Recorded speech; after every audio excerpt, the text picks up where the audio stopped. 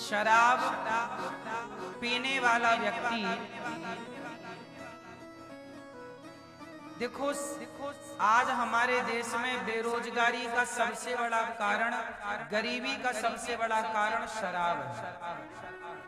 मजदूर आदमी 500 रुपया कमाता है दिन भर में, 500 में से 250 रुपया की पी जाता है, 300 की भी पी जाता है। 200 रुपए में क्या वो पत्नी को कपड़े दिलाएगा, क्या बच्चों को पढ़ाएगा, क्या घर बनाएगा, क्या अपने आगे की प्लानिंग करेगा?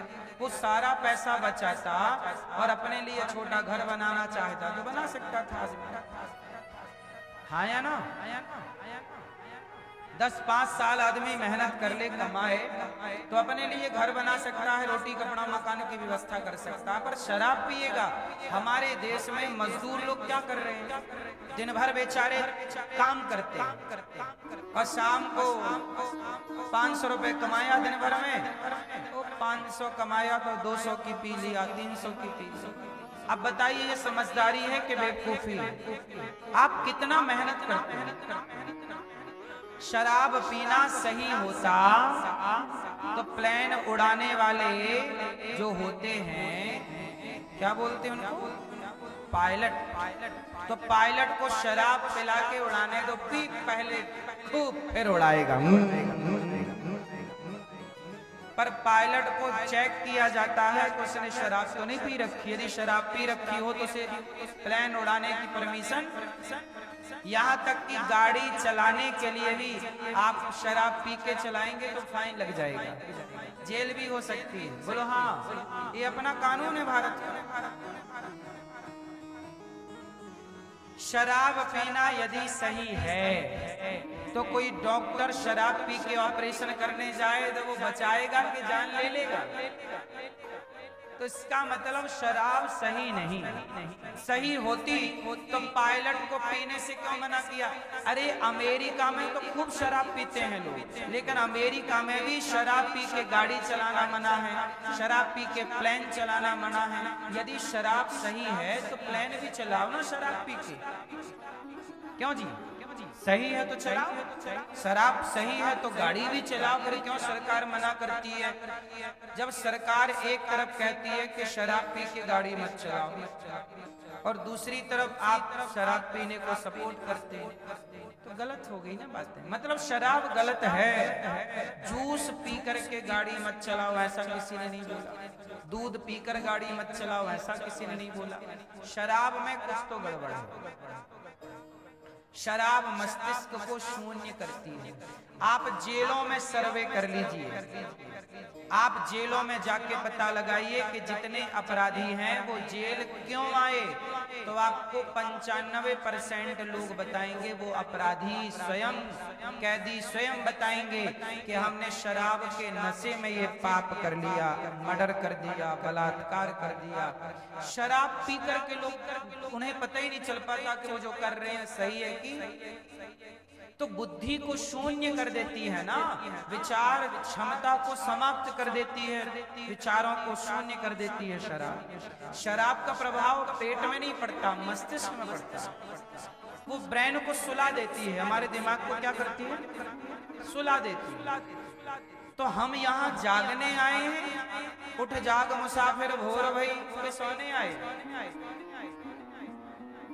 जागो, जाग के कुछ राष्ट्र हित में कर लो, सो तो जाना ही है एक दिन। शराब पियो ना पियो, एक दिन ऐसी नींद में सोओगे कोई जगा ना पाएगा। तो काहे शराब पिला पिला के दिमाग को सुला रहे? दिमाग को जगाओ, दिमाग की बत्ती जगाओ, जलाओ, बुझाओ ना। बोलो हाँ। तो शराब पीना सही है कि गलत है? तो अब नहीं पियोगे आप? पक्का? खाओ मां कसम, अब नहीं पीना, नहीं पीना, नहीं पीना, नहीं पीना। तो कुल मिलाकर के मेरी माँ, कलयुग रहता है शराब में। वो शराब पी के आप जो गलत करते हैं, फिर कलयुग को मौका मिल जाता है खोपड़ी में बैठ के सारे गलत काम करा लेता। द्यूतम पानम स्त्रिया। कलयुग का तीसरा ठिकाना है पर नारी, पर पुरुष। इसलिए पर नारी पर पुरुष से बचो, जो कि हमने कहा तो विवाद हो गया। और चौथा द्यूतम पानम स्त्रियः सूना, मांस। आप लोग मांस वगैरह खा लेते हैं कि नहीं? अंडा, मछली, भैया मांस, मुर्गा मुर्गी नहीं भैया आप नहीं खाते? सुअर खाती हो? नहीं, सुअर भी खाते हैं ना बहुत लोग। आप खाते हैं भैया मांस? आप अरे आपसे पूछ रहे मेरी माँ, मांस नहीं खाती? अंडा, मछली, मुर्गा, मुर्गी, मेंढक, कॉकरोच, कुछ नहीं। फिर शाकाहारी। कुछ लोग कहते हैं अंडा को कि ये शाकाहारी है। कुछ लोग अंडे को क्या मानते हैं? अच्छा बताओ, अंडा शाकाहारी है? अरे भाई अंडा क्या है जानते हो? जैसे आपके पेट में कई बार बच्चा है और कई बार किसी स्त्री का बच्चा गिर जाता है, उसे कहते हैं भ्रूण। जो गिरा बच्चा, वो बच्चा भी कंप्लीट नहीं हुआ। 4 महीने का बच्चा गिर गया, 2 महीने का गर्भ गिर, जिसे गर्भपात कहते हैं, उसे गर्भपात भी कहते हैं, भ्रूण भी कहते हैं। अब बताइए वो मुर्गी का जो अंडा है वो क्या है? वो भ्रूण ही तो है, अभी कंप्लीट नहीं हुआ। तो जैसे स्त्री के अंदर बच्चा है, भले वो 2 महीने का है, पर है तो बच्चा, कंप्लीट नहीं हुआ, उसे भ्रूण के, ये भ्रूण हत्या है। ये जो अंडा है ये तो भ्रूण है ना मेरी माँ, ये तो और पाप है कि आपने किसी का गर्भ खा लिया।